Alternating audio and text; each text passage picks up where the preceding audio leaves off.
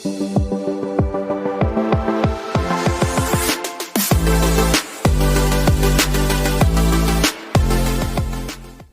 आज हम लोग डिस्कस करने जा रहे हैं ऑटोनॉमिक नर्वस सिस्टम की फार्माकोलॉजी से कुछ नए एमसीक्यूज जो आपके एग्जाम पॉइंट ऑफ व्यू से काफी इंपॉर्टेंट हो सकते हैं। तो कॉपी पेन उठाइए और जो भी इंपॉर्टेंट पॉइंट मिले उनको नोट करते जाइए। चलिए देखते हैं पहला क्वेश्चन। तो यहाँ पर पहला क्वेश्चन है which is not an effect of atropine. यहाँ पर आपके ऑप्शन है rise of body temperature, decrease salivary secretion, bradycardia या फिर इंक्रीज्ड एवी कंडक्शन। तो इस क्वेश्चन का आंसर आप वीडियो पॉज करके दे सकते हैं। चलिए देखते हैं करेक्ट आंसर। तो इस क्वेश्चन का करेक्ट आंसर होगा ब्रैडीकार्डिया। देखिए, जब एसिटाइल कोलिन अपने M3 रिसेप्टर से बाइंड करता है तो सलाइवरी और स्वेट गैस का सिक्रेशन करवाता है। अब जब एट्रोपिन M3 रिसेप्टर को ब्लॉक कर देगा तो सलाइवेशन और स्वेटिंग ये दोनों बंद हो जाएंगे। अब स्वेटिंग के बंद होने की वजह से आपकी बॉडी का टेम्परेचर राइज होना स्टार्ट हो जाएगा। मीन्स यहाँ पर पहले दो ऑप्शन तो एकदम करेक्ट हैं। अब बात करते हैं ब्रैडीकार्डिया की। तो देखिए, जब एसिटाइल कोलिन अपने M2 रिसेप्टर से बाइंड करेगा तो हार्ट को सप्रेस कर देगा, जिसकी वजह से हार्ट रेट स्लो हो जाएगा। हार्ट रेट स्लो होना मतलब ब्रैडीकार्डिया। तो ये एक्शन आपके एसिटाइल कोलिन का है। एट्रोपिन इसका अपोजिट एक्शन देगा और टैकीकार्डिया कॉज करेगा। अब टैकीकार्डिया कैसे होगा? जब आपका एवी कंडक्शन बढ़ जाएगा। मीन्स यहाँ पर ए, बी और डी आपके एंटी कोलिनर्जिक इफेक्ट है, वहीं पर सी आपका कोलिनर्जिक इफेक्ट है। इसलिए यहाँ पर करेक्ट आंसर हो जाएगा सी, मीन्स ब्रैडीकार्डिया। चलिए देखते हैं नेक्स्ट क्वेश्चन। तो यहाँ पर नेक्स्ट क्वेश्चन है आइडेंटिफाई द इनकरेक्ट स्टेटमेंट। यहाँ पर आपके ऑप्शंस है anticholinergic drugs are contraindicated in glaucoma, pirenzepine blocks M3 receptor and used in peptic ulcer, ipratropium blocks M3 रिसेप्टर used in COPD, benzhexol is used as anti parkinsonian drug. तो इस question का answer भी आप video pause करके दे सकते हैं। तो चलिए देखते हैं करेक्ट आंसर। तो यहाँ पर सबसे पहला ऑप्शन देखिए, anticholinergic drugs are contraindicated in glaucoma. ये तो एकदम करेक्ट है, क्योंकि आपके एंटीकोलिनर्जिक ड्रग आई में माइड्रियासिस कॉज करती है, और अगर माइड्रियासिस कॉज होगा तो प्यूपिल बढ़ जाएगा, इसलिए ये ग्लाउकोमा में कॉन्ट्राइंडिकेटेड है। दूसरा, pirenzepine block M3 receptor and used in peptic ulcer. इसको हम बाद में डिस्कस करेंगे। Next option is ipratropium blocks M3 receptor and used in COPD। देखिए, M3 रिसेप्टर आपकी ब्रोंकाई में होते हैं और कोलिनर्जिक एक्शन की वजह से ब्रोंकाई का कॉन्स्ट्रिक्शन कराते हैं, जबकि एट्रोपिन आपके M3 रिसेप्टर को ब्लॉक करेगा, जिससे ब्रोंको डायलेशन होगा। इसलिए एंटीकोलिनर्जिक ड्रग्स का यूज हम COPD में और अस्थमा में करते हैं। तो यहाँ पर ये ऑप्शन भी बिल्कुल करेक्ट है। तो यहाँ पर नेक्स्ट ऑप्शन है benzhexol used as anti parkinsonian drug. अब देखिए, पार्किंसन डिजीज में आपके डोपामीन का लेवल डिक्रीज हो जाता है और एसिटाइल कोलिन का लेवल बढ़ जाता है ब्रेन में। तो हमको एसिटाइल कोलिन के एक्शन को सप्रेस करने के लिए एंटीकोलिनर्जिक ड्रग्स देना होता है।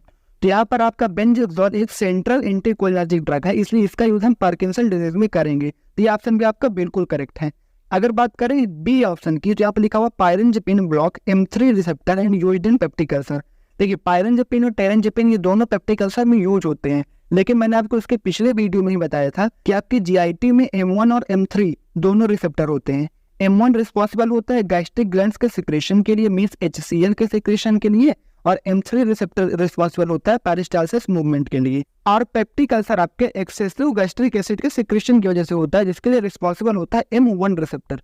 तो पायरेंजेपिन आपकी M1 रिसेप्टर एंटागोनिस्ट है, इसलिए यहाँ पर ये स्टेटमेंट इनकरेक्ट है और यही आपको बताना था। तो यहाँ पर डिफरेंट टाइप की एंटीकोलिनर्जिक ड्रग्स किस रिसेप्टर पे बाइंड होती है और किस लिए यूज की जाती है, इसकी पूरी टेबल दी हुई है, आप इसको चेकआउट कर सकते हैं। चलिए देखते हैं नेक्स्ट क्वेश्चन। तो यहाँ पर नेक्स्ट क्वेश्चन है which of the following drug can be safely given with cimetidine. यहाँ पर आपके ऑप्शन है ऑक्सीब्यूटाइनिन, टॉल्टेरोडिन, ट्रोस्पियम या फिर बेंजोट्रोपिन। तो इस क्वेश्चन का आंसर भी आप वीडियो पॉज करके दे सकते हैं।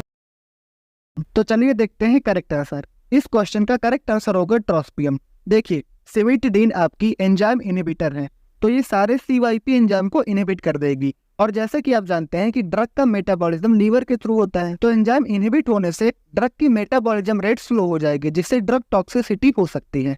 अगर हम बात करें ट्रोस्पियम की, तो ट्रोस्पियम आपके लीवर के थ्रू मेटाबोलाइज नहीं होती है, इसलिए हम इसको सेफली सिमिटिडीन के साथ दे सकते हैं। तो चलिए देखते हैं नेक्स्ट क्वेश्चन। तो यहाँ पर नेक्स्ट क्वेश्चन है which of the following drug can be used in urinary incontinence. Means urinary incontinence में हम कौन सी ड्रग दे सकते हैं।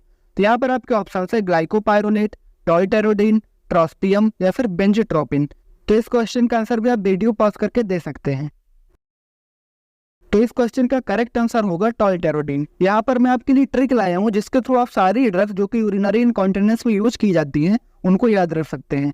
तो आपकी ट्रिक है soft bladder, S for solifenacin, O for oxybutynin, F for flavoxate, T for tolterodine और ब्लैडर में डर से डेरिफेनासिन। तो इस ट्रिक से आप इन सारी ड्रग्स को याद रख सकते हैं जो कि यूरिनरी इनकॉन्टिनेंस में यूज की जाती हैं। तो चलिए देखते हैं नेक्स्ट क्वेश्चन। नेक्स्ट क्वेश्चन है which of the following drug can be given for late mushroom poisoning. Means late mushroom poisoning में इनमें से आपकी कौन सी ड्रग दी जा सकती है। तो यहाँ पर आपके ऑप्शन है एट्रोपिन, थियोटिक एसिड, फाइसोस्टिग्मिन या फिर बेंजोट्रोपिन। तो इस क्वेश्चन का आंसर भी आप वीडियो पॉज करके दे सकते हैं। चलिए देखते हैं करेक्ट आंसर। तो इस क्वेश्चन का करेक्ट आंसर होगा थियोटिक एसिड। यहाँ पर आप देख सकते हैं मशरूम पॉइजनिंग आपकी 3 टाइप की होती है। सबसे पहले मस्कैरिन टाइप में, जिसको अर्ली मशरूम पॉइजन बोलते हैं, ये आपकी आइनोसाइब स्पीसीज के थ्रू होती है और इसकी ड्रग ऑफ चॉइस होती है एट्रोपिन। वहीं पर दूसरी टाइप होती है आपकी हेलुसिनोजेनिक टाइप और ये आपके ए मस्कैरिया के थ्रू होती है और इसका कोई स्पेसिफिक ट्रीटमेंट नहीं है और यहाँ पर आपका एट्रोपिन कॉन्ट्राइंडिकेटेड है। अगर बात करें तीसरी टाइप की तो आपकी आती है फैलोडियन टाइप और इसी को लेट मशरूम पॉइजनिंग बोलते हैं। ये ए फैलॉइड्स के थ्रू होती है और इसकी ड्रग ऑफ चॉइस होती है thioctic acid. Means early mushroom poisoning की ड्रग ऑफ चॉइस होती है एट्रोपिन और लेट मशरूम पॉइजनिंग की ड्रग ऑफ चॉइस होती है थियोटिक एसिड। तो बच्चों इस वीडियो में यहीं तक। इससे पहले हमने ऑटोनॉमिक नर्वस सिस्टम में और जनरल फार्माकोलॉजी के कुछ वीडियो और अपलोड किए हैं जो कि आप हमारे प्लेलिस्ट में या फिर इसी वीडियो के डिस्क्रिप्शन बॉक्स में जाकर चेकआउट कर सकते हैं। तो चलिए मिलते हैं नेक्स्ट वीडियो में।